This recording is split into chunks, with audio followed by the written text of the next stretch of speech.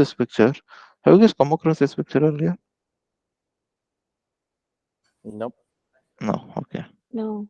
No, okay. The reason for asking is in most of the trainings, this would be the first slide. Most of Mhm. the times, in most of the trainings, be it project management, be it any agile training, this would be the first picture that would be shown. So yeah, I thought, couple of them usually, couple of them would have seen this. So I thought I'd check. Okay. So the point here is, we're trying to understand why agile. Okay. Now, assume take this scenario where a customer comes and with a requirement saying that, hey, you know what, I need a swing. I need a swing tied to a branch of a tree, you know having three layers. See, the customer, this is how the customer explains his or her requirement. Is that I need a swing tied to a branch of a tree with three layers. Okay.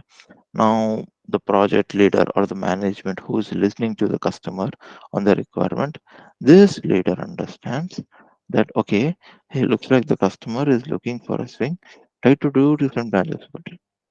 Two different branches of a tree. This is how the customer project leader understand. Now when this project leader takes the information and passes it on to the business analyst, this analyst understands, like, oh, looks like a customer needs a swing tied to two different branches of a tree cutting through the main road, which is ridiculous.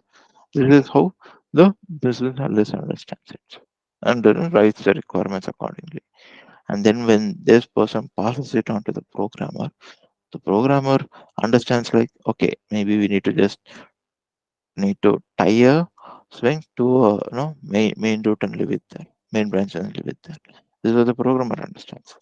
While all this mess is happening, the business consultant team, that is mostly the sales and other people, right, who are trying to get more customers based on the work that we're doing, they are giving a picture, like, hey, you know what, we in our organization, as part of this team, we are building an amazing product with we are building an amazing swing, having a sofa like cushion on it, so which has very good user experience and things.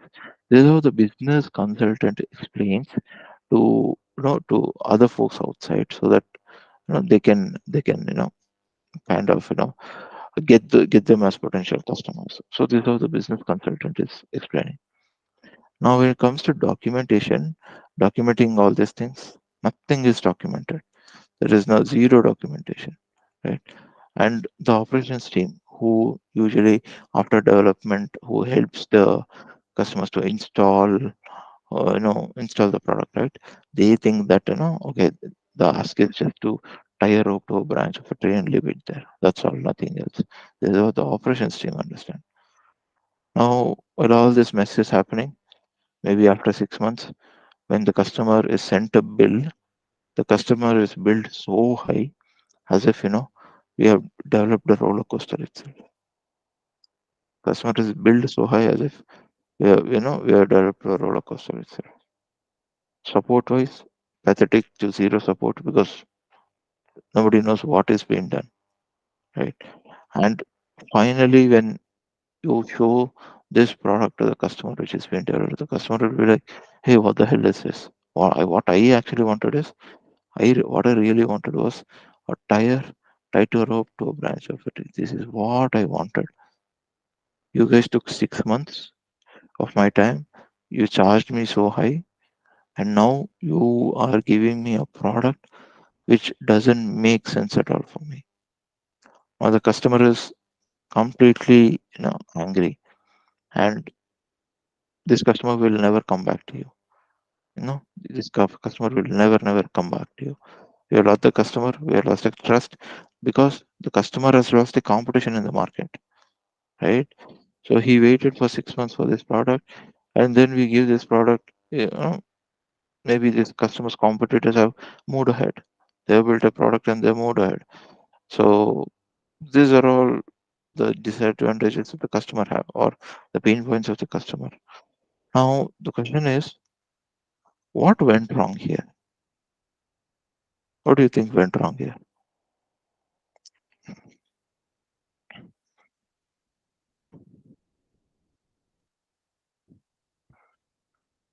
Addressing the right user requirements at the beginning stage itself was wrong. Mhm. Okay. Understanding the user requirements, the initial stage Yeah. itself was wrong. Yeah. Yeah. Okay. What is?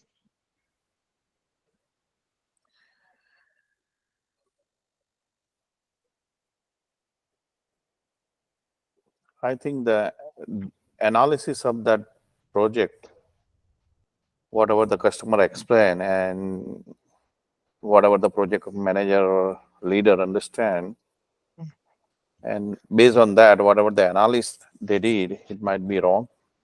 Mm-hmm. Again, gap in understanding, gap while passing on the information, right? Now, yeah, so the gap in understanding basically, different people understanding different, different way, understanding it in a different way. And the other problem that we see here is customer gives the requirements and customer is no more involved in the project for the next 6 months. Customer is in dark. What's happening? Mhm. Customer feels that, okay, my product has been developed, I'm paying them. But he doesn't know that there is a surprise at the end after 6 months, right? So how Yes. can we solve this problem? Any thoughts? Mm, Getting back to the user in Mm, between the project and doing the testing, user testing. I mean, mm. agile process, basically. Yeah, yeah, perfect, perfect. That's right. So basically, involve the customer throughout the project. Yeah, as you told, as part of Agile, we involve the customer throughout the project. Basically, what I'm trying to say is take the requirements. Call the customer for a intermittent demo or showcase the progress, showcase the work that is being done to the customer on regular basis, maybe a week or 2 weeks or 3 weeks. 2 weeks would be ideal. Right? Call the customer every 2 weeks once for a demo session, showcase what has been done, take feedback from the customer, and and incorporate that. In this case, if you would have called the customer in 2 weeks itself, the customer would have corrected you. No, no, I don't want this product. This is not what I told. What I wanted is something else. Maybe he would have reiterated. Maybe he would have, put in a different way to convey that this is what he wanted, right? Which means even though we have lost 2 weeks, we have still saved, 5.5 months, right?